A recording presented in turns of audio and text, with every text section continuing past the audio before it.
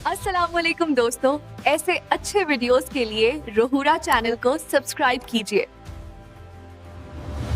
आज के इस एक्सप्लेनर में हम एक निहायत ही दिलचस्प और गहरी बात समझने वाले हैं।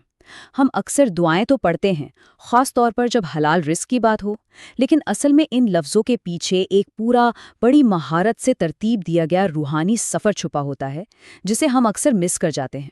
खैर, आज हम सिर्फ दुआएं नहीं पढ़ेंगे, बल्कि इस कदीम और ताकतवर मजमूए को डीकोड करेंगे और देखेंगे कि आखिर ये तरकीब इतनी ख़ास क्यों है। इस सफ़र को हम 4 वाज़ेह हिस्सों में समझेंगे। पहले अक़ीदत की बुनियादें, फिर हिफाजत की तलब, उसके बाद माफ़ी की ताकत और आखिर में जाकर रिज़्क़ की असल दुआएं। लेकिन आगे बढ़ने से पहले ज़रूरी है कि हम इस सफ़र के आखिरी मकसद यानी रिस्क को समझ लें। अक्सर हमारा जहन सिर्फ पैसे की तरफ जाता है, लेकिन रिस्क का दायरा इससे कहीं ज़्यादा वसी है। इसमें हमारी सेहत, हमारी अक्ल, हमारा जहनी सुकून और रूहानी तंदुरुस्ती ये सब शामिल हैं, यानी ज़िंदगी में मिलने वाली हर हलाल और जायज़ चीज़। तो ये रहा इस मजमूए का पूरा फ्रेमवर्क।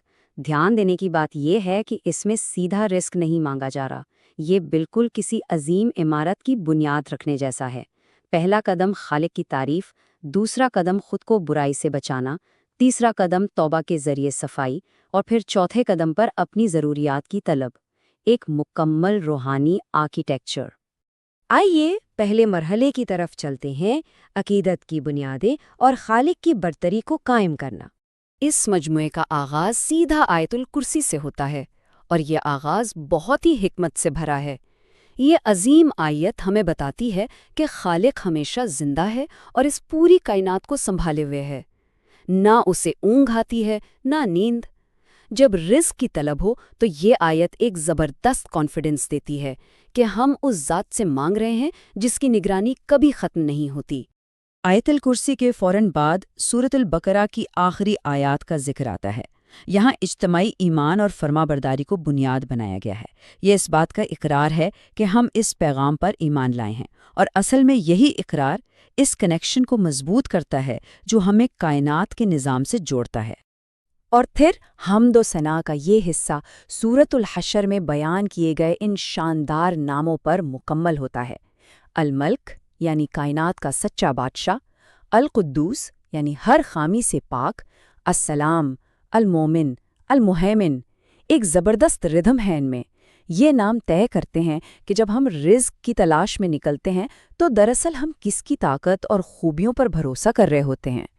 हम्द व सना के बाद दूसरा मरहला शुरू होता है, रूहानी हिफाजत यानी खुद को नुकसानात से बचाना। और यहाँ आती हैं कुल की सूरतें। ये एक बहुत ही तगड़ी रूहानी ढाल बनाती हैं। खैर, दुनियावी तलब से पहले खुद को नेगेटिव चीज़ों से बचाना बहुत ज़रूरी है, क्योंकि अंदरूनी और बैरूनी मनफियत असल में हमारी बरकतों के रास्ते का पत्थर बन सकती है। इन सूरतों में एक हैरत अंगेज़ बैलेंस है। एक तरफ सूरतुल फलक है, जो बाहर के दुश्मनों, अंधेरे और हासिद लोगों के वार से बचाती है, और दूसरी तरफ सूरतुन नास है, जो अंदर की जंग यानी शुकूक, वसवसों और तबाहकुन ख्यालात से हिफाजत करती है। मतलब बाहर के खतरात और अंदर के वसवसे, दोनों तरफ से मुकम्मल प्रोटेक्शन। हिफाजत मिलने के बाद अब हम आते हैं तीसरे और शायद सबसे अहम मरहले की तरफ, माफ़ी की ताकत और रूहानी रुकावटों को दूर करना। इस्तग़फ़ार, यहाँ इस लफ्ज़ की गहराई को समझना ज़रूरी है। ये कोई आम सा लफ्ज़ नहीं, बल्कि रूह को गुनाहों से धोने का एक मुकम्मल मैकेनिज़्म है। ये दरअसल उस आखिरी और अहम मरहले की तैयारी है जहाँ रिस्क मांगा जाना है। लेकिन यहाँ एक बड़ा नेचुरल सा सवाल पैदा होता है, आखिर माफ़ी का रिस्क से क्या कनेक्शन है? जवाब इस फ्रेमवर्क के अंदर ही मौजूद है। असल में जो गुनाह हमसे हो जाते हैं, चाहे अनजाने में ही क्यों ना हो, वो हमारे हलाल रिस्क के रास्ते में ब्लॉकेजेस यानी रुकावटें बन जाते हैं। तो इस्तग़फ़ार इन रुकावटों को तोड़ देता है। इस मजमूए में बाकायदा खुदा को गुनाह माफ़ करने वाला और तौबा कबूल करने वाला पुकारा गया है, जो इस बात की तस्दीक है कि रिस्क की बारिश के लिए रूह की स्लेट का बिल्कुल साफ होना लाजमी है। इस दुआ के इन अल्फाज पर गौर करें, मैं इन गुनाहों की माफ़ी मांगता हूँ जो मैं जानता हूँ और जो नहीं जानता। ये कोई थोड़ी बहुत सफाई नहीं है। یہ ہمارے لاشعور میں چھپی ان غلطیوں کو بھی کور کر لیتی ہے جن کا ہمیں اندازہ تک نہیں ہوتا۔ اور اب حمد و ثنا، حفاظت اور صفائی کے اس طویل اور خوبصورت سفر کے بعد ہم اس منزل پر پہنچتے ہیں جس کا ہمیں انتظار تھا، حلال رزق کے لیے اصل دعائیں۔ سورۃ المائدہ کی یہ نہایت دلکش آیت اس پوری ترکیب کا کلائمیکس ہے۔ اے ہمارے رب، ہم پر آسمان سے کھانوں کا ایک دسترخوان نازل فرما اور ہمیں رزق دے، اور تو سب سے بہتر رزق دینے والا ہے۔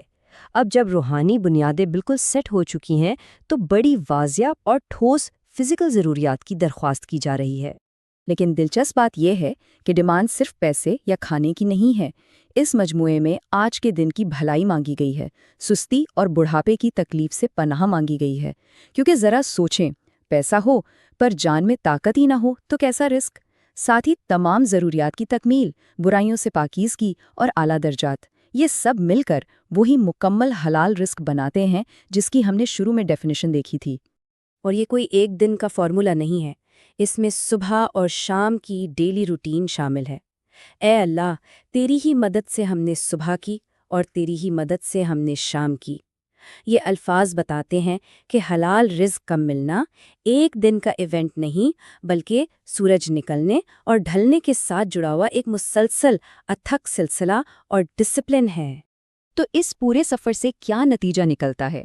یہی کہ سچا حلال رزق محض اچانک سے نہیں مل جاتا، یہ اصل میں خالق کے ساتھ ایک انتہائی مضبوط اور متوازن تعلق کا آخری نتیجہ ہے، ایک ایسا رشتہ جس میں شکر بھی ہو، حفاظت کی طلب بھی اور ایک بالکل صاف دل بھی۔ تو چلیے اپنے اس ایکسپلینر کو ایک سوال کے ساتھ ختم کرتے ہیں۔